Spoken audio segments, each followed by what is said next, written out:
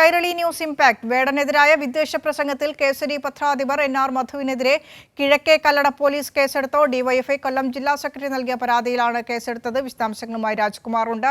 രാജ്കുമാർ, എന്തൊക്കെയാണ് ഈ പരാതിയിൽ പറഞ്ഞത്? കേസെടുത്ത പോലീസ് നൽകുന്ന വിശദാംശങ്ങൾ എന്തൊക്കെയാണ്? കലാപത്തിന് ആഹ്വാനം ചെയ്തതിന് ഭാരതീയ ന്യായ സംഹിത 1192 വകുപ്പ് പ്രകാരമാണ് ഇപ്പോൾ കേസെടുത്തിട്ടുള്ളത്. ഇത് ഡിവൈഎഫ്ഐ കൊട്ടാരക്കര റൂറൽ എസ്പിക്ക് പരാതി നൽകിയിരുന്നു. ഇത് കൂടാതെ CPIM കിഴക്കേക്കല്ലട ലോക്കൽ സെക്രട്ടറി വേലായുധന്റെ പരാതിയിൽ കിഴക്കേക്കല്ലട പോലീസാണ് മൊഴി രേഖപ്പെടുത്തി FIR രജിസ്റ്റർ ചെയ്തത്.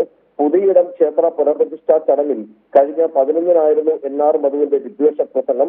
വേടന്റെ പാട്ടുകൾ ജാതി ഭീകരവാദം പ്രചരിപ്പിക്കുന്നതാണെന്നും വേടന് പിന്നിൽ രാജ്യത്തെ വിഘടനവാദികളാണെന്നുമായിരുന്നു ഈ പ്രസംഗത്തിൽ ഉടനീളം NR മധു ആരോപിച്ചതും ഇതിൽ അധിക്ഷേപിച്ചതും.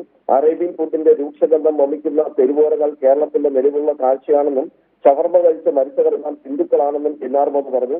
വർഗീയ വിഷം വമിപ്പിക്കുന്ന വാക്കുകൾക്കെതിരെ വിവിധ കോണുകളിൽ നിന്ന് ശക്തമായ പ്രതിഷേധമാണ് ഉയർന്നത്. മധുവിനെതിരെ നിയമ നടപടി സ്വീകരിക്കണമെന്നാവശ്യപ്പെട്ട് ഡിവൈഎഫ്ഐ കൊല്ലം ജില്ലാ കമ്മിറ്റി സെക്രട്ടറി ശ്യാമും കൊല്ലം റൂറൽ എസ്പിക്ക് പരാതി നൽകിയിരുന്നു.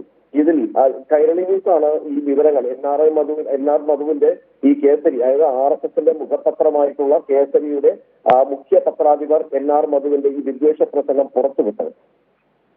ശരി, രാജ്കുമാറാണ് വിശദാംശങ്ങൾ പങ്കുവച്ചത്. വേടനെതിരായ വിദ്വേഷ പ്രസംഗത്തിൽ കേസരി പത്രാധിപർ NR മധുവിനെതിരെ കിഴക്കേ കല്ലട പോലീസ് കേസെടുത്തു. ഡിവൈഎഫ്ഐ കൊല്ലം ജില്ലാ സെക്രട്ടറി നൽകിയ പരാതിയിലാണ് കേസെടുത്തത്.